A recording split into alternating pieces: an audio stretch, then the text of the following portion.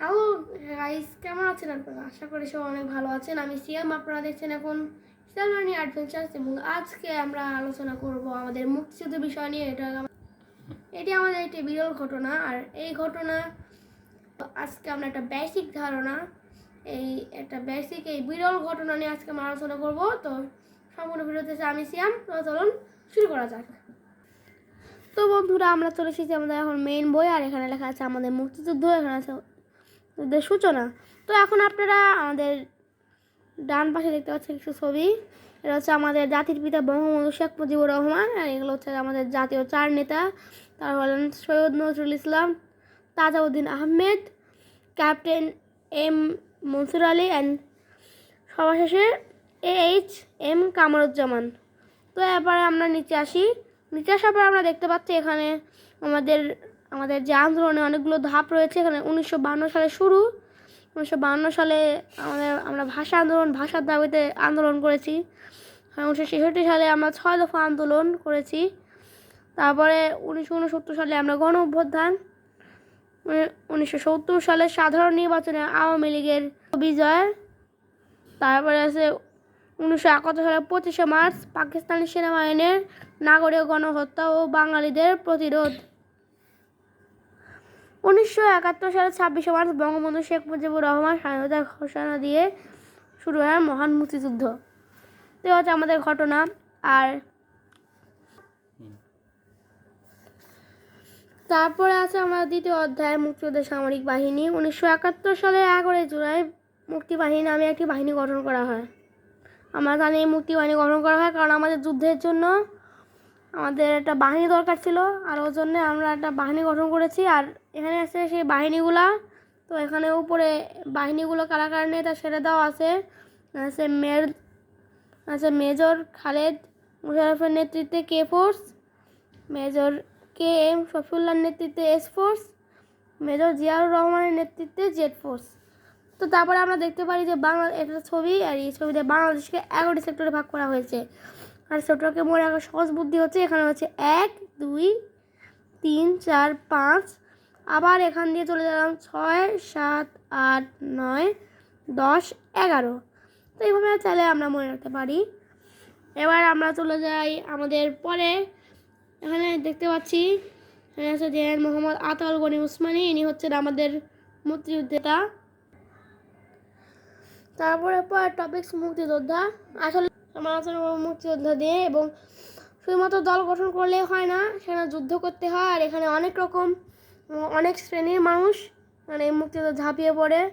অনেক নারী এবং অনেক পুরুষ মুক্তিযুদ্ধে ঝাঁপিয়ে পড়েন, এবং তারা আমাদের দেশটা স্বাধীন করার জন্য দীর্ঘ 9 মাস যুদ্ধে লড়াই করেন। এবং আমরা এই ছবিগুলোতে দেখতে পাচ্ছি মুক্তিযুদ্ধ চলাকালীন কিছু মুক্তিযোদ্ধাদের ছবি, যারা অনেক কষ্ট করছেন আমাদের জন্য।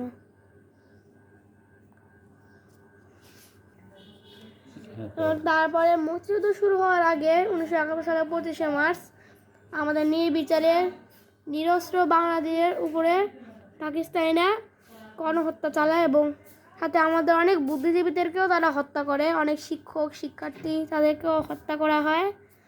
এবং এই ছবিতে আপনারা দেখতে পাচ্ছেন এটা হচ্ছে বুদ্ধিজীবী স্মৃতিসৌধ। এটাকে আরেকটা নাম দেওয়া যায় রায়ের বাজার বৌদ্ধভূমি। আর এখানেই বেসিক্যালি যারা তাদেরকে হত্যা করে এখানে ফেলে দেওয়া হতো।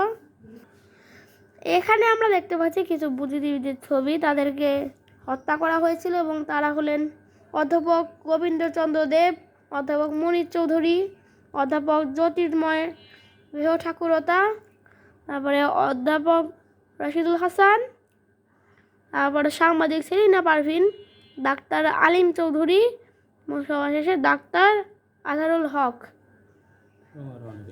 এরাও অনেকে হত্যা করা হয়েছিল।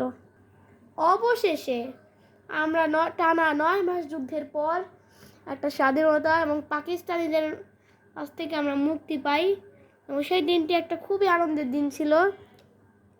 এখানে একটা ছবি দেখতে পাচ্ছেন আমাদের সুখের ছবি, ঢাকায় পাকিস্তানি সেনাবাহিনীর আত্মসমর্পণ। এটা আমাদের জন্য একটা খুবই আনন্দের খবর। এবং আমরা এই পাশে দেখতে পাচ্ছি মিত্রবাহিনীর প্রধান লেফটেন্যান্ট জেনারেল জগদীশ সিং অরোরা।